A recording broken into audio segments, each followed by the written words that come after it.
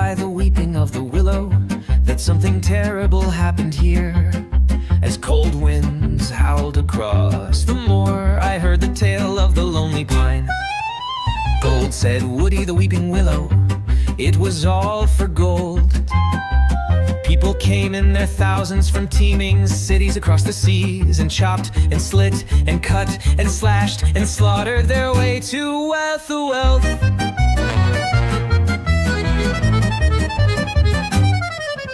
We trees of the kingdom called a conference. We feared the destruction of all the forests of this great land.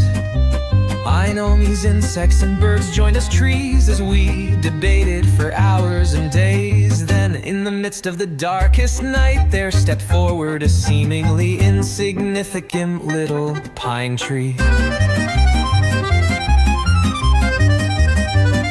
The pine tree said, I have a heart, I have a soul. It is these things that make my indigenous spirit whole. It is these things that give me a plan. Humans have a saying, the pine tree said, you can run but you cannot hide.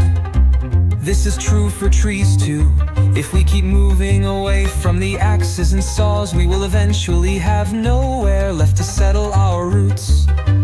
I for one know that I cannot survive in the forest of eternal rain, nor can the tropical trees survive among the willows and pines.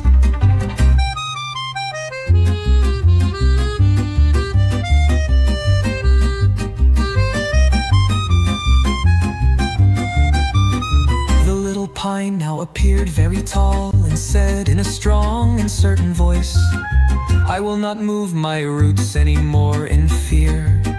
Tomorrow I will settle my being at the highest and most solitary ground, in full view of all who come my way.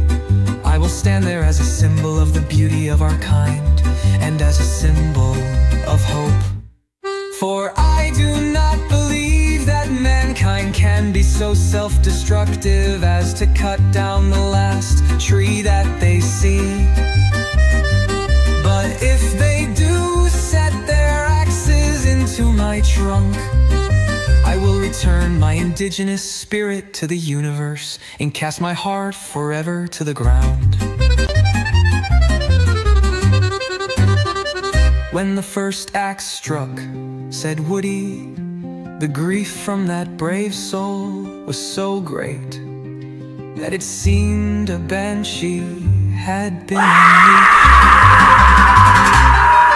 Gold production ceased as people fled in terror, never to return in search of gold again.